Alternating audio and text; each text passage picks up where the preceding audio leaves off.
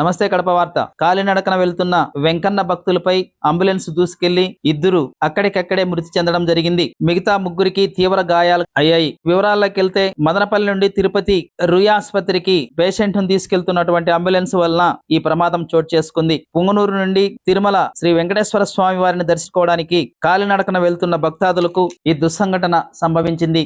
Road మొత్తం పొగమంచు కప్పివేయడంతో ఏమీ కనపడకపోవడం వలనే ఈ ప్రమాదం సంభవించిందని తెలుస్తోంది. చనిపోయిన వారిలో లక్ష్మమ్మ, పెద్దరెడ్డమ్మ ఉన్నారు. ముఖ్యంగా వైకుంఠ ఏకాదశి ద్వార దర్శనానికి వివిధ ప్రాంతాల నుండి వేలాది మంది గోవింద భక్తులు స్వామి దర్శనం కోసం కాలినడకన బయలుదేరడం జరిగింది. ఎక్కువగా పొగమంచు కప్పివేయడం వలన ఈ ప్రమాదాలు చోటు చేసుకుంటున్నాయి. కావున స్వామివారి భక్తాదులు చాలా జాగ్రత్త వహించాల్సిన అవసరం ఎంతైనా ఉంది. వాహన చోదకులు కూడా ఎక్కువ స్పీడ్ వెళ్లకుండా ఈ పొగమంచు కురుస్తున్న సమయంలో నిదానంగా వెళ్లి ప్రమాదాలని నివారించాల్సిన అవసరం చాలా ఉంది.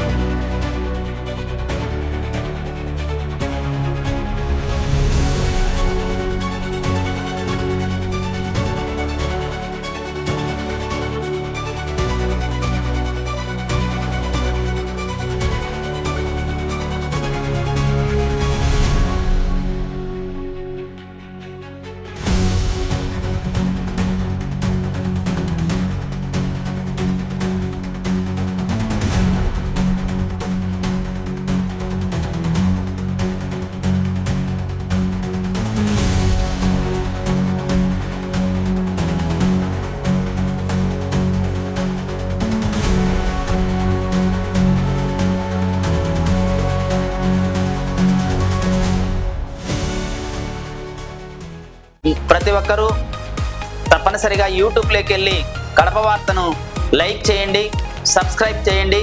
ఇట్లు మీ జి రమణయ్య, ఎడిటర్, కడప వార్త.